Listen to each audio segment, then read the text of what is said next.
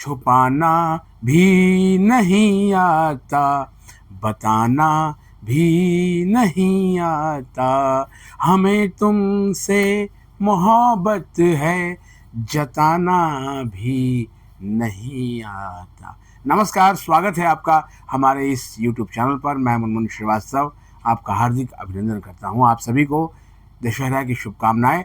मैंने सोचा था कि 2 दिन थोड़ा आराम करूंगा क्योंकि बहुत लंबा ये शेड्यूल रहा मॉप अप राउंड का, और उसके बाद जो है वो शायद आप भी रिलैक्स होंगे। लेकिन जो आपके कमेंट हैं और कुछ जो फ़ोन आए, उस पर मुझे ये एक वीडियो करने के लिए विवश करना पड़ा।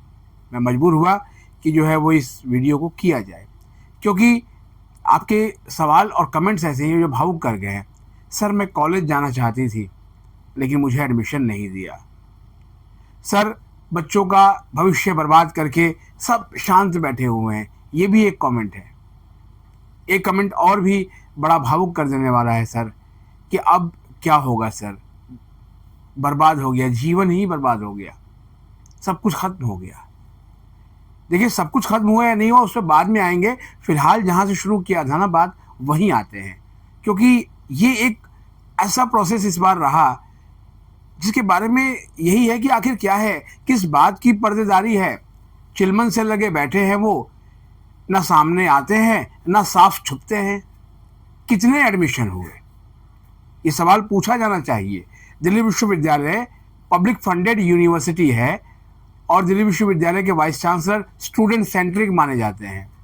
तो सवाल ये है कि पब्लिक और वाइस चांसलर के बीच में आखिर कौन है जो नहीं चाहता कि दिल्ली विश्वविद्यालय में सीटें भरे और सबको एडमिशन मिले। यह मैं इसलिए कह रहा हूं क्योंकि जैसे ही 29 तारीख आई, 29 तारीख की जो शाम थी ना, वो बहुत ही अपने आप में ऐसी शाम थी जहां बच्चे रो के भी गए। और आज तो हद ही हो गई, जब उस दिन के एक वीडियो का शॉट हमने डाला तो उस पर एक जो है यूज़र ने कमेंट किया कि वो चैनल ही बंद करवा देंगे। ठीक है भाई, वो जहाँ भी रिपोर्ट करें, या उनको अगर किसी ने कहा है तो वो जाने जिन्होंने कहा है।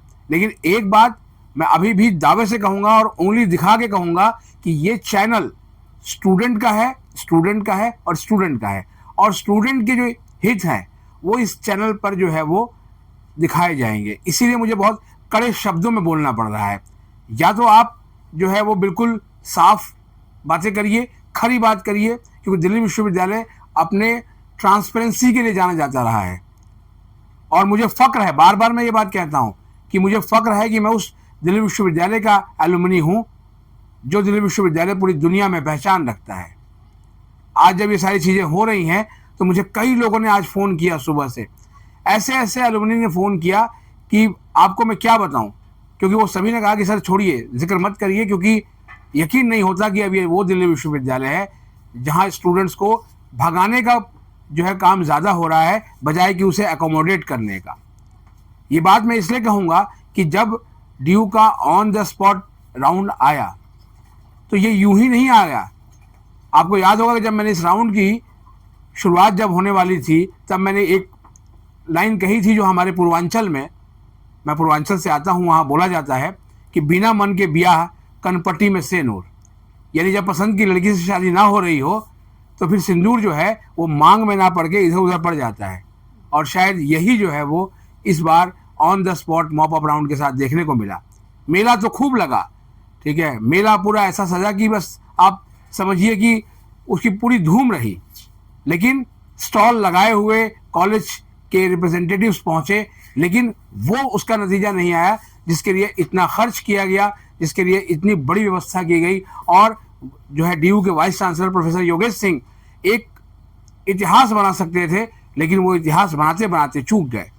7 अक्टूबर को दिल्ली विश्वविद्यालय में प्रोफेसर योगेश सिंह के 4 साल पूरे होंगे, और उम्मीद हम सभी ये कर रहे थे कि ये on the spot mop up round Delhi विश्वविद्यालय में जो सीटें खाली रहने का दंश था वो जो है वो पूरा होगा, लेकिन ऐसा हुआ नहीं। और उस पर कोढ़ में खाज तो ये है कि अभी तक पता ही नहीं है कि कितने एडमिशन हुए। कल जब मैं ड्यू के ईसी सदस्य सुनील शर्मा का इंटरव्यू कर रहा था, 9वीं का दिन था, घर में कन्या पूजन और ये सब करने के बाद दोपहर के बाद हम पहुंचे डूटा कार्यालय और वहां उनका इंटरव्यू किया। उन्होंने कहा कि मुनमुन जी हमें भी डाटा नहीं पता है, ठीक है, कि कितने एडमिशन हुए हैं। हमने कहा ये राउंड तो आप ही लोगों की वजह से आया था, क्योंकि आप लोगों ने इसी में मुद्दा उठाया और इसको वाइस चांसलर साहब ने जो है वो कहा कि मुझे ऑथराइज कर दो और मैं एक राउंड लेकर आता हूँ, और ये फिजिकल राउंड था। उम्मीद तो यही थी बहुत लोगों को कि शायद बच्चे ना आए, उम्मीद ये थी कि जो है बहुत कम लोग आएंगे, लेकिन उनकी उम्मीदों पर शायद तुषारपात तब हुआ जब बड़ी संख्या में बच्चे आ गए। और ये बच्चे तब आए जब बहुत कंफ्यूजिंग इनवाइट्स भेजे गए। इनवाइट्स किसी के भी इनवाइट पे नहीं लिखा गया था कि जो है वो आपको किस कोर्स के लिए बुलाया जा रहा है। मैंने एक कमेंट पढ़ा जिसमें कहा गया कि बीएससी का तो पहले ही हो गया, फलाने कोर्स का 24 को हो गया, 29 को क्यों आया। अरे किसी बच्चे को आपने इनवाइट भेजा, केवल एक ही इनवाइट भेजा, मान लिया 29 तारीख के लिए, तो 29 को ही तो आएगा। आपने किसी बच्चे को 5-5 इनवाइट भी भेज दिए, 6-6 इनवाइट भेज दिए, और उम्मीद आपने करी कि सब आप उस दिन आए। पहले आपने तैयारी करके नहीं रखी थी। आपने एडवाइजरी भी 24 तारीख को जारी की, जबकि 23 तारीख से राउंड शुरू हो गया था। और 23 तारीख को जो क्योर्स हुआ और ये कहा गया कि 828 कैंडिडेट्स को बुलाया गया था और 73 एडमिशन्स हुए, तो उसके बाद का डाटा कहाँ गया। एक रिपोर्ट कार्ड प्रस्तुत किया जाना चाहिए था, एक माइलस्टोन सेट करना चाहिए था, और शायद इसीलिए जो है वो दिल्ली विश्वविद्यालय के जो कॉलेज के प्रिंसिपल्स हैं वो ये कहने लगे हैं कि जो ऑर्डिनेंस 18 है दिल्ली विश्वविद्यालय का, उसके अंतर्गत जो है वो एडमिशन करना कॉलेजों का अधिकार है। लिहाजा सेंट्रलाइज एडमिशन की प्रक्रिया की बजाय जो है इसे डिसेंट्रलाइज किया जाना चाहिए, जिससे कॉलेजों को भी पता रहे कि किस तरह के वो कैंडिडेट्स लेना चाहते हैं, और कैंडिडेट्स को भी मालूम ये रहे कि वो जिन कॉलेजेस में जा रहे हैं वहाँ का इंफ्रास्ट्रक्चर कैसा है। जब हम नेट पे देखते हैं, आपके साथ भी कई बार जो है धोखा होता है कि नेट पे तो बहुत गुलाबी तस्वीर दिखती है, लेकिन जब हकीकत में जाकर देखते हैं तो वो तस्वीर कुछ बदली हुई नज़र आती है। ये अक्सर होता है। पुराने ज़माने में आपको पता भी होगा, कुछ साल पहले तक शादी ब्याह में जो है वो जब फ़ोटो भेजी जाती थी तो बहुत अच्छे से उसमें कलाकारी होती थी, और जब रियल में जब लड़का लड़की एक दूसरे को देखते थे तो फिर कुछ और ही नज़र आता था। तो इसलिए यहाँ भी यही है। अगर 9,194 सीटें खाली थी तो कितनी भरी गई। आप कह सकते हैं कि शायद बच्चे लेना नहीं चाहते थे, क्योंकि एक बड़ा अच्छा परसेप्शन बनाने की कोशिश की गई थी कि केवल लैंग्वेजेस में सीटें खाली हैं या फिर वो कुछ अनपॉपुलर कोर्सेज में खाली हैं। तो इंग्लिश ऑनर्स में सीटें कैसे मिली, बीकॉम में सीटें कैसे मिली, बीएससी ऑनर्स में सीटें कैसे मिली। यानी सीटें तो थी, बस भरने की उनकी जो मंशा है, उस मंशा पर जो है वो सवाल तमाम विशेषज्ञ खड़े कर रहे हैं। और एक वरिष्ठ पत्रकार होने के नाते ये मेरी जिम्मेदारी बनती है कि मैं उसे रिपोर्ट करूं। उस चिलचिलाती गर्मी में, उमस भरी गर्मी में गेट नंबर 2 के बाहर खड़े होकर जो है वो स्टूडेंट्स और पेरेंट्स के व्यूज लेना इतना आसान नहीं था। कोई और जो है वो खड़ा होकर दिखाए वहां पर। कभी ऐसी चीज हो, जब मौसम इतना जो है वो बेदिल हो, तो फिर जो है वो संगदिल तो बनना ही पड़ता है।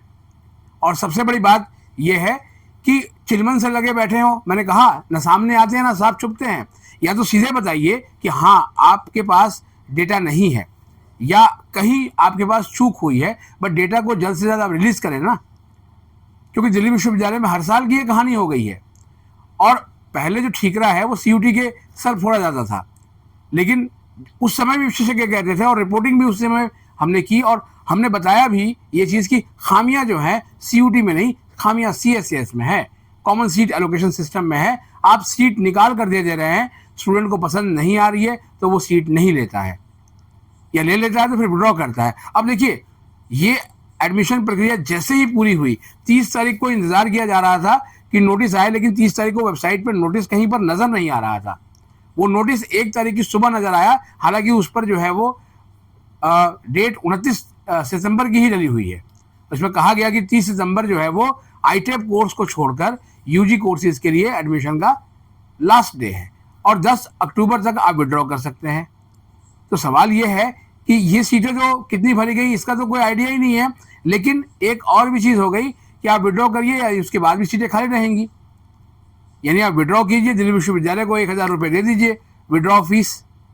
इसलिए मैं तमाम उन स्टूडेंट्स से कहूँगा जो अभी विड्रॉ के बारे में सोच रहे थे कि बहुत सोच समझ के आप विड्रॉ करना, क्योंकि आपको मालूम नहीं है कि 2026 में तस्वीर क्या होगी। खासतौर पर वो जिनको कि कोचिंग संस्थानों ने ड्रॉप लेने के लिए उकसाया है, वो भी जो है वो कुछ भी एक्शन लेने से पहले आप 2 बार सोचें कि आखिर ऐसा जो है वो क्या हो जाएगा कि अगर आप ड्रॉप नहीं लेंगे, क्योंकि कोर्स तो आपकी पसंद का था ना, तभी आपने उसको प्रेफरेंस में डाला था। ठीक है, अलग बात है कि आपने 50 प्रेफरेंस डाली, आपको 49वें नंबर की प्रेफरेंस मिली। खामियां तो यही है ना, इसलिए मैंने इसका जिक्र किया। इसके बारे में फिर कभी और बात करेंगे। आज तो आप सभी से यही कहना चाहेंगे कि फिलहाल आप ये मान के चलिए कि ये जो प्रक्रिया है वो वाइंड अप हो चुकी है। अब शायद कोई चमत्कार ही है जो इन वैकेंट सीट्स को भरने के बारे में कोई बात करे, क्योंकि इसको 2 परसेप्शन में देखा जाना चाहिए। एक तो वो कि 2 महीने से अधिक का समय, 4 जुलाई को CUT का रिजल्ट आया था, और जब इसको लेकर प्रेस कॉन्फ्रेंस हुई थी एडमिशन प्रक्रिया को, तो उसमें कहा गया था कि हम बहुत ही शॉर्ट वाइंड अप बहुत जल्दी करने की कोशिश करेंगे, लेकिन कुछ भी जल्दी नहीं हुआ। उतना ही समय लिया गया, 1 आध दिन का ही जो है वो ऊपर नीचे हम मान सकते हैं। अभी भी जो ये on the spot mop up round हुआ और 23 से 29 का शेड्यूल बनाया गया, अगर इसको बहुत अच्छे तरीके से चलाया जाता तो ये बहुत फ्रूटफुल रिजल्ट दे सकता था। और इसलिए मुझे इस बात का अफसोस है कि आखिर जो है वो क्यों इतना इसको खींचा गया बहुत ज़्यादा, और स्टूडेंट परेशान हो गए। ऐसा नहीं है कि इसमें सीटें अलॉट नहीं हुई, आप हमारे चैनल पर देख सकते हैं जिनको सीटें मिली वो खिलखिलाते हुए निकले भी, हमने उनसे बात भी की, किसी को पसंद का कोर्स भी मिल गया, तो उन सभी को बधाई है। लेकिन उनका क्या, जो आए थे आपके पास साइंस पढ़ने के लिए, आप उसे लास्ट दिन कह रहे थे कि BA प्रोग्राम ले लो, क्योंकि आप BA प्रोग्राम के दिन आए थे, तो आपने उनको किसी और कोर्स में क्यों नहीं बुलाया था? आपने लास्ट दिन किया, आपने शॉर्टलिस्ट करके भेजा, तो शॉर्टलिस्ट की प्रक्रिया क्या बनाई थी आपने, कैसे शॉर्टलिस्ट किया था? और अगर शॉर्टलिस्ट किया था तो उसमें पहले से मेंशन होना चाहिए था कि आप BA प्रोग्राम के लिए बुला रहे हैं, आप BSc के लिए बुला रहे हैं, आप BCom के लिए बुला रहे हैं। आपने लिख तो पहले ही दिया था कि सीट जो है वो मिलने की कोई वारंटी नहीं है। अरे ये कोई सामान या प्रोडक्ट नहीं है कि जिसकी वारंटी या गारंटी होती है। वो ठीक है, आए हैं, सीट मिली नहीं मिली, वो चाहे खुश होके गए या उदास होके गए। अगर आपको इतना फ़र्क पड़ता तो शायद आप कोई योजना बनाते, आप पहले दिन को देखने के बाद दूसरे दिन से योजना बनाते। लेकिन दूसरे दिन क्या किया आपने दूसरे दिन रिस्ट्रिक्ट करने का काम किया कि इस दिन इस कोर्स के जो है वो सीटें एलोकेट की जाएंगी, लेकिन पहले से ये कैंडिडेट्स तक नहीं बताया गया था। और अगर बताया गया हो तो मुझे किसी भी ईमेल को दिखा दें कि जहाँ पर जो है वो इनवाइट में लिखा हो। मैंने बहुत से बच्चों के इनवाइट्स देखे, जब लास्ट दिन 29 तारीख का जब ये था आपका शेड्यूल, तो उस दिन जो जिनका 9 बजे का शेड्यूल था उनको 12 बजे कर दिया गया, और उसमें लिखा रिवाइज। आपको मालूम था कि वो बच्चा कहाँ से आ रहा है? क्या वो झारखंड के किसी गांव से आ रहा है, या गुवाहाटी से आ रहा है, या गुजरात से आ रहा है? उसने वापसी का टिकट कब का कटा रखा है? तो इस तरह की जो है वो चीज़ें हुई हैं।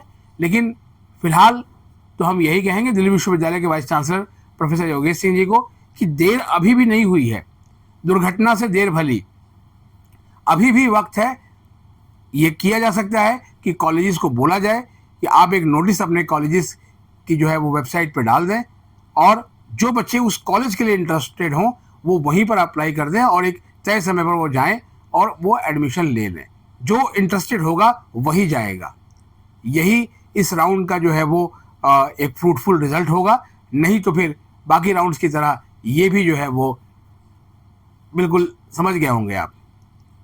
आज के लिए फ़िलहाल इतना ही। हमारे चैनल पर नए हैं तो चैनल को सब्सक्राइब कर लें और इसे अपने दोस्तों के बीच शेयर करें। मिलते हैं एक और एपिसोड के साथ, तब तक के लिए नमस्कार।